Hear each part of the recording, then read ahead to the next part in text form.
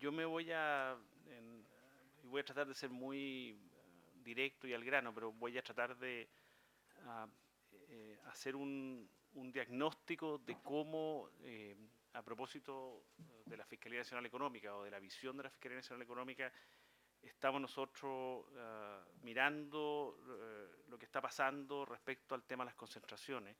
Y en esto no voy a ser muy original porque hicimos algo re parecido hace un tiempo atrás, digamos, en esta misma universidad sobre esos temas.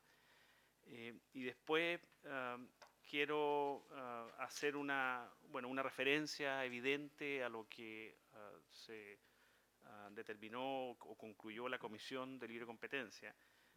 Y después quiero poder precisar y explicitar algunos extremos, las partes más relevantes de la guía que está en borrador, la guía que está en borrador, o sea, abierto a comentarios y que hace un tiempo atrás propuso la Fiscalía Nacional Económica. Entonces bueno, para no, por razones de tiempo, digamos, voy a tratar de ir rápido y bastante al grano, como les decía, y ahí me interrumpen o al final me hacen las preguntas como ustedes prefieran. Una cuestión previa que no es tan evidente, y que yo creo y que tiene algo de comentario político, digamos, en el buen sentido. La visión que tiene la Fiscalía es que las operaciones de concentración son muy importantes y vitales para la economía. O sea, no tenemos un sesgo negativo respecto a las operaciones de concentración. Eh, Sin embargo, también es cierto que algunas operaciones de concentración, y ahí está el punto de cuál es el mecanismo para poder seleccionar cuáles sí, cuáles no, pueden efectivamente impedir, restringir, y ahí estoy en la letanía del DL11 que viene de antiguo, ¿no? Impedir, entorpecer, restringir la libre competencia o tender a hacerlo, ¿no? Que también es parte de la letanía del DL11. Eh, y también es cierto que la palabra concentración y las operaciones de concentración tienen un, por así decirlo, sabor distinto a cómo lo tenía hace 5 años atrás o 10 años atrás.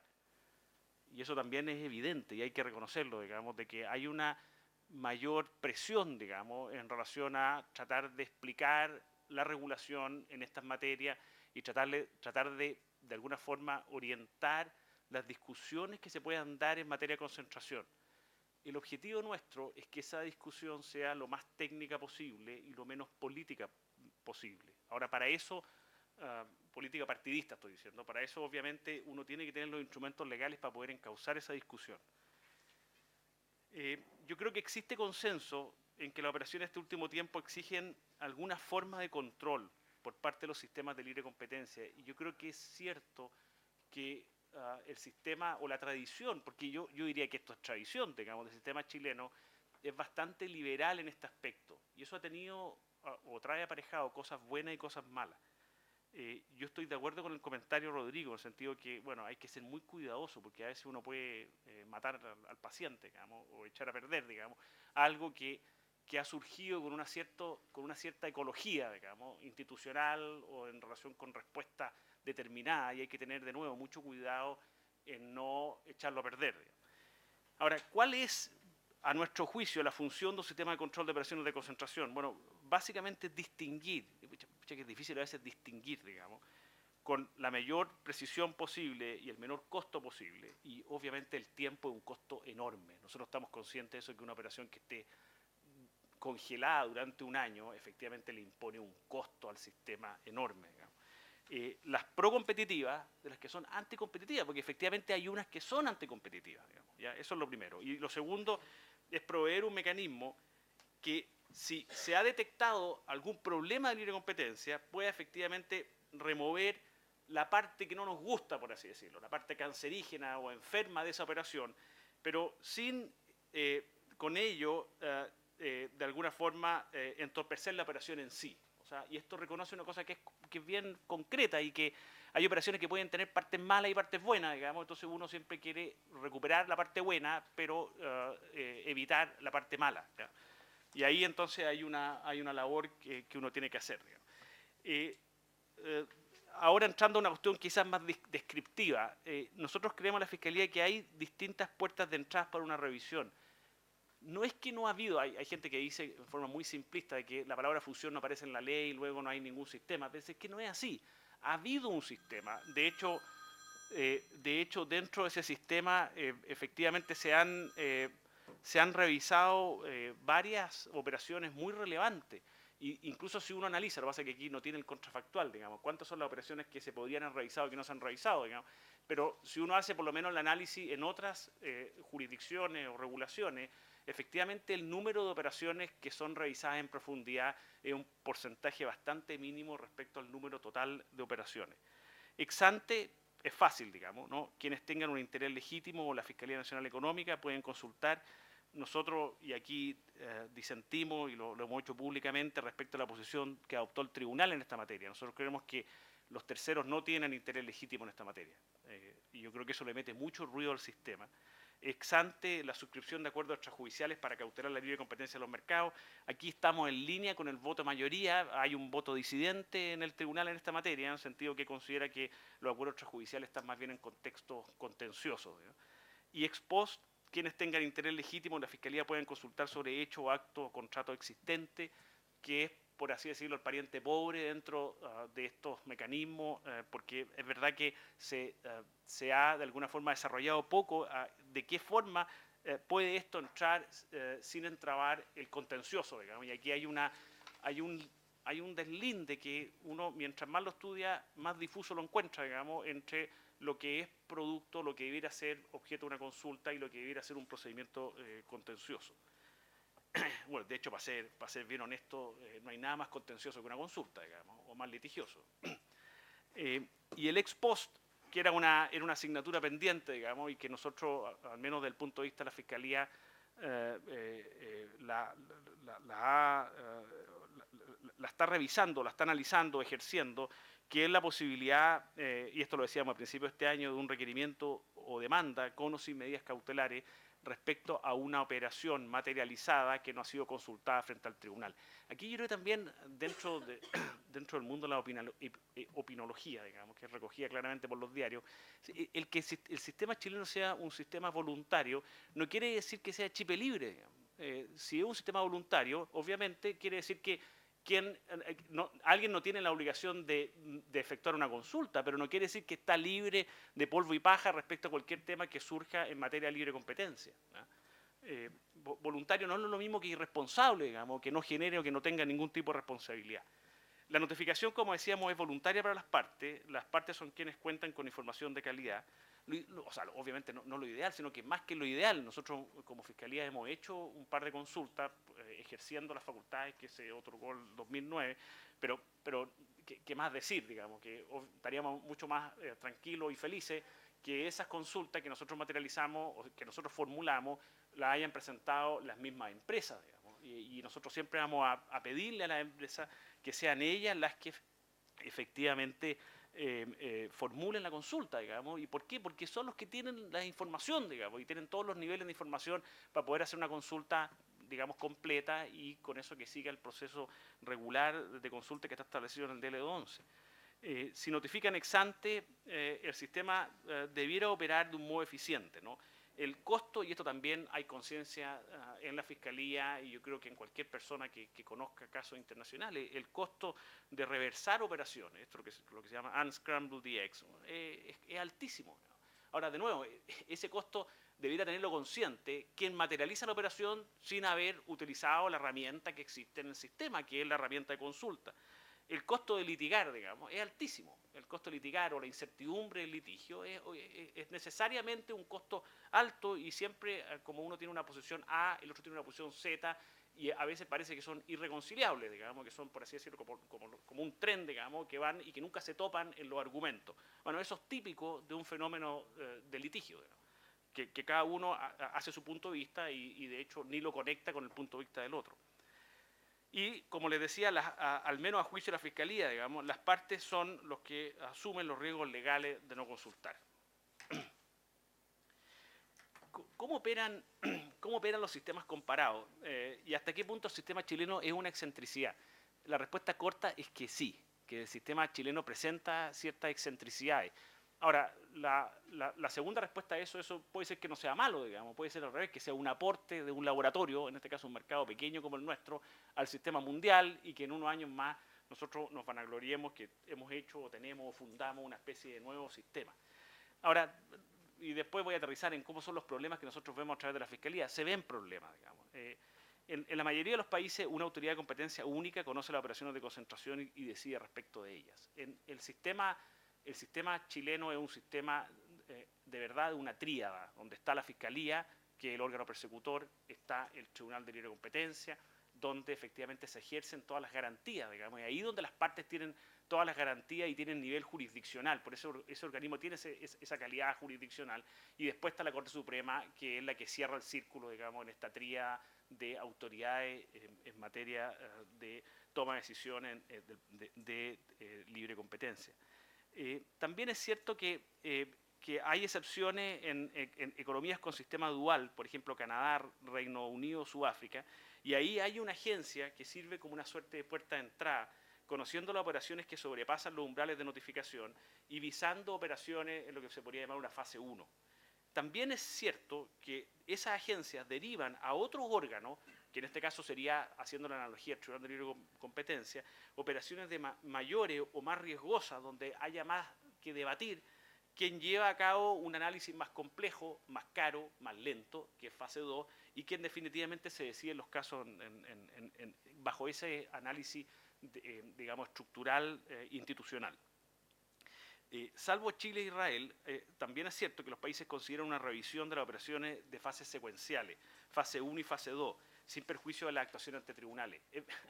Han habido opinólogos en los medios diciendo que esto hace que se retarde más el sistema, pero que están equivocados, no están mirando lo que uno trata de hacer. Si esto es una red, para alguna forma las cosas chicas resolverlas de inmediato, digamos, y que queden solamente las cosas grandes. Entonces, la idea es justo lo contrario, digamos, y la única forma de tener esa red es tener efectivamente fases, digamos, si no uno no podría saber ex ante si una operación efectivamente amerita o no un análisis más en profundidad.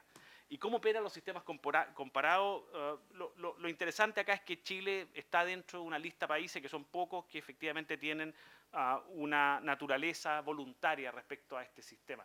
Lo que estaba viendo, había un libro que justo terminé de leerlo hace pocos días, de Daniel Crane, un profesor de Michigan, que hablaba justamente del aporte al análisis en Estados Unidos de la ley de 1976, que es la ley Hart-Scott.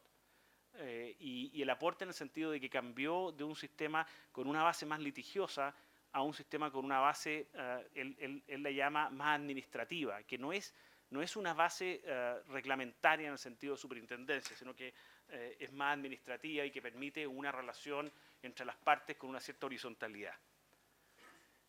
Pero también hay otros países que lo tienen, ¿eh? Reino Unido lo tiene, aunque algunos dicen que es medio que no es tan correcto incluirlo en la lista porque Reino Unido se beneficia de las operaciones de la Comunidad Europea, que ahí sí tiene un sistema obligatorio, ¿ya? Singapur también, creo que hay otros países, pero no sé si hay tanto mercado como Venezuela, que efectivamente también la tienen desde el punto de vista voluntario. ¿Cuánto demora? Y yo creo que este es un tema que es relevante para las empresas. ¿Cuánto demoran, digamos? Y ahí, en relación con eso, lo que hay que decir, yo creo, es que efectivamente, si uno mira la parte más administrativa, Chile podría estar demorando más que una operación normal. Ahora, lo que pasa es que en Chile no funcionarían los promedios, porque como el sistema es tan selectivo en determinar cuáles son las operaciones que efectivamente son analizadas, entonces uno quizá a esta lista, que es buena, digamos, tendría que agregarle incluso los plazos de impugnaciones o de reproche en los tribunales ordinarios. Yo justo estaba hace unas 2 o 3 semanas atrás con el jefe de la Comisión de México y que estaba muy contento porque había recibido un email que finalmente una operación de concentración había sido aprobada en los términos del organismo después de 10 años de haberse, digamos, objetado la operación. Entonces, por eso le digo, esta comparación es difícil porque hay que agregarle quizás los plazos judiciales, que ese es el gran, yo diría que es una gran fortaleza del sistema chileno, que al final se cierra con esta tríada, con un recurso que es bastante ágil y rápido. Lo que sí es cierto es qué pasa con operaciones que no entran dentro del sistema chileno en relación con la consulta. Eso sí es cierto. Ahora, de nuevo, ¿cuántas son esas operaciones? Eso es un signo de interrogación, digamos. Determinar efectivamente cuáles son las operaciones que hubiese habido interés respecto de la agencia, en este caso la Fiscalía, o respecto al tribunal para haber hecho un análisis más fino y cuánto plazo se iba a requerir en esta materia. Aquí voy a tratar esto es típico del litigio, quitarle el piso a mi amigo Pedro en esta materia, digamos. Entonces me voy a autoinfligir las críticas, digamos, de manera inmediata, de manera que le voy a limitar la espectacularidad respecto, incluso el problema que aquí tengo es que agregue otras adicionales, digamos, a las que tenía él preparada, pero no importa. En lo que sí hay certeza en el sistema, y yo creo que es sano esto y tener esta discusión, digamos, porque no es que nosotros estemos en una nube, digamos, o en una torre de marfil, digamos, pensando que lo estamos haciendo increíble y que este es el mejor sistema que se puede tener, digamos. Yo creo que hay desafíos, yo creo que no hay que ser autocomplaciente en esta materia. Y yo creo que hay dos cosas que son ciertas. Primero, que hay muchos tiempos respecto a estas operaciones. Ahora, ¿cuánto se podría cortar de eso? Bueno, probablemente dice relación con el modelo, con las partes que intervienen, con los niveles de información que las partes proveen, digamos, que a veces las bases de datos llegan a dar susto, digamos. El segundo tema, que también uno podría decir que hay certeza y que puede ser negativo, digamos, para el ambiente empresarial o el ambiente de las empresas que quieren efectivamente fusionarse, es que la discusión se da, yo creo que es bueno reconocerlo esto, dentro de una plataforma litigiosa. Y eso tiene cosas buenas de transparencia, por ejemplo, y de oportunidad que las partes efectivamente hagan saber sus puntos de vista y que se tomen en serio en esa materia, pero también tiene su parte compleja, digamos, que es la posibilidad que uno tiene de sentarse en la mesa en una relación más horizontal y poder hacer análisis de cuáles son los riesgos que la autoridad está viendo en la operación y cuáles frente a esos riesgos podrían ser las medidas de mitigación y cómo se van a conversar sobre esas medidas de mitigación y qué tan aptas o razonables son las medidas de mitigación que se están imponiendo. Y por eso hacía la referencia a la ley de Estados Unidos de 1966, que lo curioso es que son muchos años después de la Clayton Act, que es de 1914, digamos, donde le sacó el tema más litigioso y lo hizo un poquito más, no un poquito, sino que mucho más administrativo, el tema del filtro para los efectos de determinar cuáles son las operaciones que efectivamente deberían de revisarse. De nuevo, sin perjuicio de que hay altas instancias, pero ya viene esa red en un diseño legal institucional, hay altas instancias donde en definitiva se puede discutir a un alto nivel y por cierto muy litigioso en el sentido de los puntos de vista en algún momento. Incertidumbre sobre posibles condiciones. Pedro, esa la tenía, ¿no? Pero de una forma distinta. Ya, está bien. Incertidumbre de cuándo una operación debiese consultarse. ¿Ya? Incertidumbre respecto al rol de los terceros. Y el tema de la confidencialidad claramente es clave. Y bueno, tiene uno que mostrar más información, pero también es cierto que las empresas, especialmente cuando empiezan a hablar de eficiencia y cuál es el modelo, después de la operación fusionada, ahí hay o tiene que haber mucha información que es muy sensible y es muy estratégica para esa empresa. Operaciones, pero también es cierto, y esto está dentro de las críticas, se vean que están mezcladas críticas de un sector y de otro sector, digamos, dentro de una mirada más política, operaciones potencialmente anticompetitivas que se concretan sin notificación. Ahora, ¿cómo saber cuál es el número, digamos? Bueno, pero debe haber un número de que efectivamente hay operaciones que no se vieron y que si se hubiesen visto los resultados habrían sido distintos. Ineficiente también en la remoción de la anticompetitividad al menor costo posible, por ejemplo, en el contexto de las mitigaciones. Es cierto que es difícil en una plataforma litigiosa como es la que se da respecto a las consultas, que se pueda llegar a medidas de mitigación donde se pueda extirpar lo malo de la operación, pero que el animal siga vivo, digamos, o lo que sea, digamos, que se está consultando siga vivo y no por eso estropearle la vida, digamos, por el corte que se le hizo. Las propuestas de la comisión, y con yo creo que lo resumo para por razones de tiempo después concentrarme, porque es bien interesante el análisis que se hizo, yo creo, en el documento. establece que se habla de un sistema mixto. Yo lo veo más bien obligatorio, pero bueno, pero se dice que se bautiza como mixto, donde efectivamente habría una consulta obligatoria sobre un determinado umbral y bajo ese umbral la consulta sería voluntaria. Bueno, en general eso es lo que se llama en derecho comparado más bien sistema obligatorio.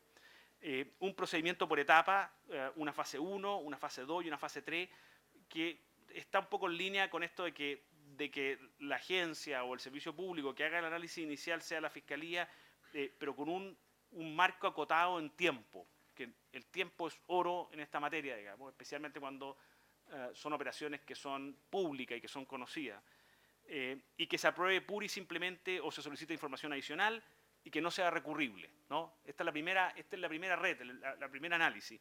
Una segunda fase, que es la fase 2, que es la Fiscalía con aporte de tercero, aprueba puro y simple, aprueba condicionado, rechaza, y siempre a una posibilidad de una revisión por parte del Tribunal de Libre Competencia. Porque aquí hay un juego de nuevo, de dónde entra, y aquí hay un segundo umbral, que probablemente, si es que se pone así en forma numérica, es el más sofisticado, dónde se entra entre la operación que revisa solo la Fiscalía y cuándo entra a jugar el tribunal en esa materia.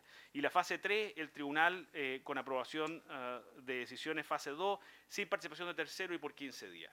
Y en cuanto a los umbrales de notificación, bueno, son umbrales basados en magnitud de la operación, medido en activo y en venta, a pesar de que no propone umbrales determinados en esta materia. Ya voy a tener que ir más rápido porque me comí el tiempo. A ver, las principales, aquí le quiero transmitir por qué hicimos esto, a ver si logro hacerlo en 5 o 10 minutos. ¿Por qué hicimos esto? ¿Cuál es el interés de la Fiscalía en esta materia? Bueno, las cuestiones generales, la Fiscalía ha recibido las críticas hechas al actual sistema. De nuevo, no vivimos en una burbuja, digamos, y creo que los otros organismos de libre competencia tampoco lo hacen, digamos, así que uno entiende la angustia por el otro lado, digamos, o sea, en este caso de las empresas que efectivamente tienen interés en fusionarse. Y esta nueva guía, que está en consulta pública, que está en borrador, lo que busca, en lo que esté al alcance de la Fiscalía, es contribuir a solucionar o mitigar los niveles de incertidumbre propuestos de la mejor manera posible, de nuevo sin entrar en una modificación legal. Y obviamente, y en eso hacemos un gran warning, claro, cuando uno cambia el sistema legalmente, ahí uno efectivamente tiene que quizá estudiarlo con mayor profundidad y ver los efectos que eso produce, digamos, pero esto, por así decirlo, son normativa transitoria hasta que efectivamente el Congreso determine un sistema obligatorio que sea sensato. Cuando digo que sea sensato, que no haga que dos kioscos se fusionen, digamos, porque sus hijos se casaron, digamos, o cosas de ese tipo, que lo único que hace es que hace que estén felices los estudios de abogados, digamos, porque van a tener que estar preocupados del filing, digamos, de una serie de operaciones, y la Fiscalía desfocalizado en temas que podrían ser más importantes y simplemente papeleando, digamos, una y otra operación sin ningún aporte, digamos, al proceso. Entonces hay cuestiones sustantivas y cuestiones procedimentales. Voy a ir rápido a las cuestiones sustantivas y me voy a detener en las procedimentales que quizás tienen más importancia para ver cómo enfocamos este sistema o qué es lo que queremos proponerle al mundo, a los agentes económicos en esta materia. En relación, y esto se eligieron 4 cosas distintas, y haciendo un contraste entre la guía del 2012 y la guía del 2006, digamos, ¿qué hace anticompetitivo una operación? Nosotros creemos que en el 2012 hay un marco conceptual que es más explícito, que es producto a todo esto de los 6 años de desarrollo, no solamente chileno, sino que en el derecho comparado, y una explicación de qué se entiende por riesgos coordinados y unilaterales. Que eso yo creo que se valora, que es la lista que hay, que es más o menos de una página por cada uno, donde se precisan dónde nosotros vemos riesgos en una u otra naturaleza. En cambio, la guía del 2006, el marco conceptual es más escueto, los riesgos unilaterales y coordinados más bien es un checklist liviano, digamos, a diferencia del empeño que se hizo ahora de precisarlo en forma más contundente. ¿Qué evidencia utiliza la Fiscalía en sus investigaciones de fusiones? Bueno, hay, y aquí también la lista es más larga, de la nueva ley, de la nueva guía del 2012, experimentos naturales, documentación producida por las partes con anterioridad a los planes de fusión, en fin, números, y en cambio en la guía del 2006 se ve la ausencia de esa materia. Índices de concentración para descartar el mayor análisis. Aquí no me voy a detener en esto, pero el índice Herfindahl, que es el que normalmente ha usado como una primera fase de la Fiscalía, según la guía del 2012, sería más alto, digamos, de manera que permitiría un cierto mayor nivel de concentración que la que tenía en la guía del 2006. No es tampoco, estos números no son inventados, digamos, porque básicamente son de la guía del 2010 de Estados Unidos, digamos, que hizo el cambio, y los otros números eran de la guía de Estados Unidos de 1992. Contrapeso a los efectos, solo para dar también una muestra del contenido. La guía del 2012 considera el poder compensatorio de la demanda, desarrolla con más detalle la eficiencia, distingue tipos de eficiencia, clarifica cómo se consideran los tipos de costos que se reducen, etcétera, etcétera. En cambio, la guía del 2006 no considera el poder compensatorio de la demanda y son más bien referencias genéricas al tema de la eficiencia. Nuevo procedimiento, y esta es la parte que quería detenerme, digamos, pero ámbito de aplicación.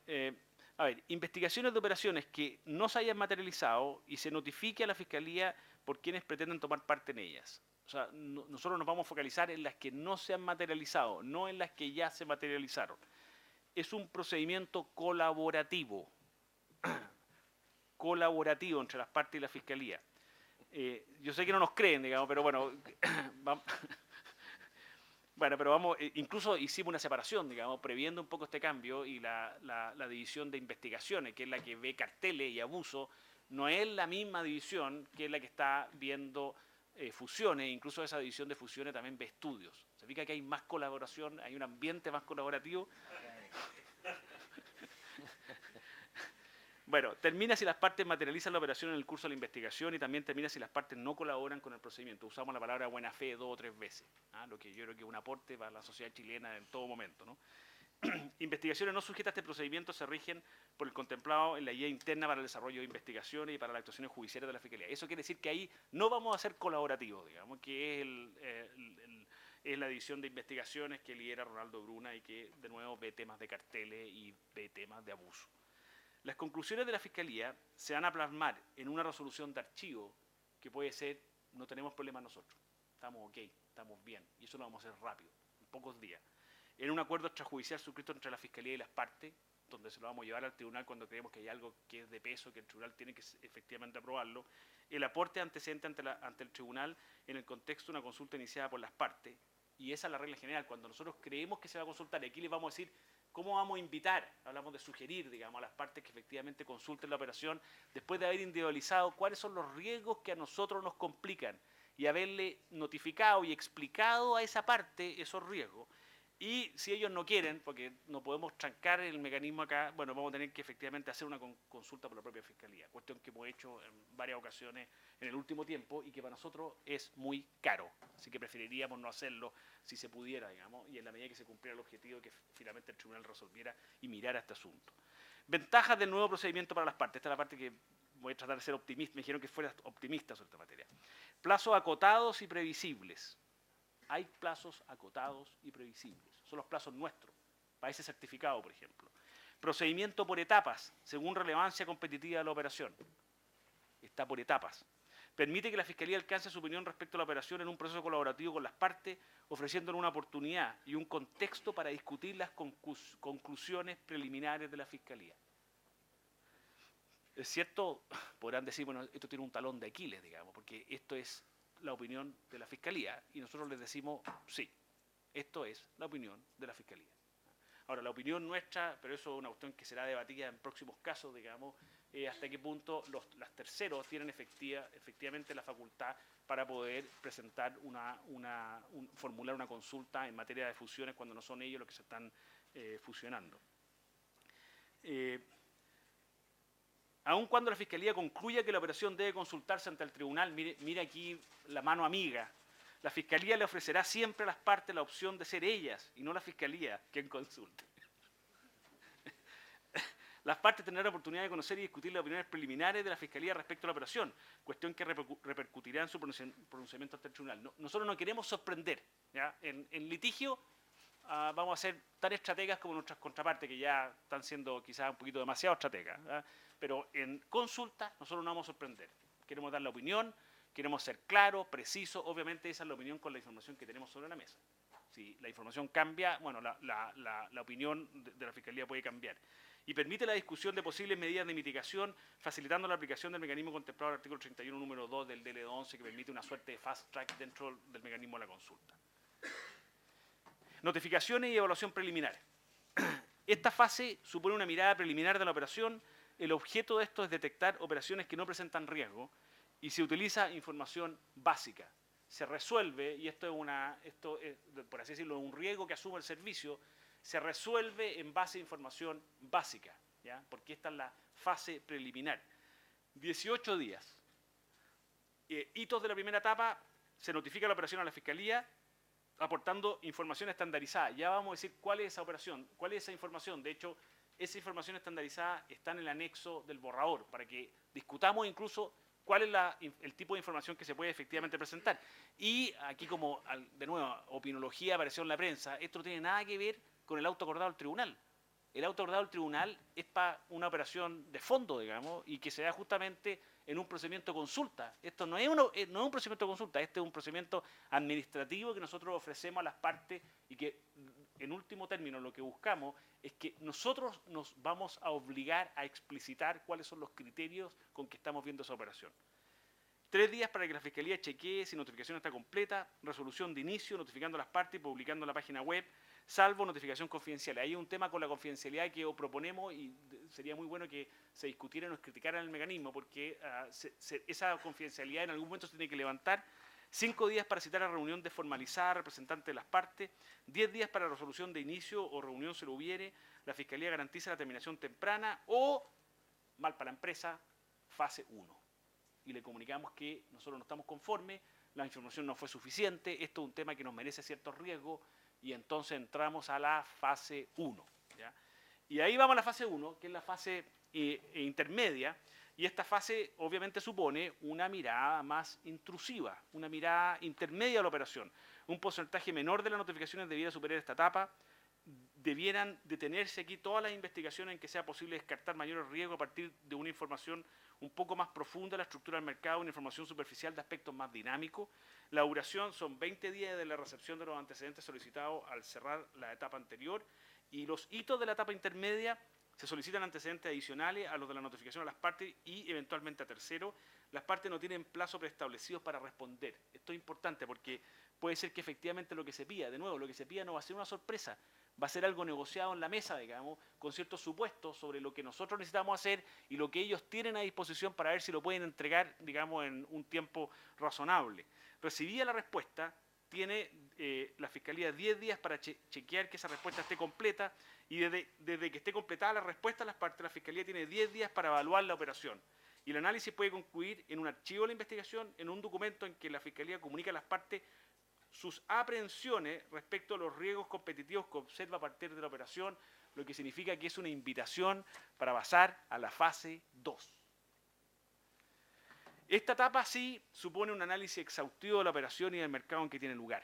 Estas operaciones, las que están en la fase 2, son operaciones que son muy buenos a juicio de la Fiscalía, candidatos para ser analizadas en el tribunal a través de un procedimiento de consulta. De nuevo, sin sorpresas por parte de la Fiscalía Nacional Económica, porque la Fiscalía Nacional Económica en todo este proceso va a explicitar cuáles son los riesgos y si le parecen o no le parecen las medidas de mitigación que las empresas proponen respecto a esos riesgos.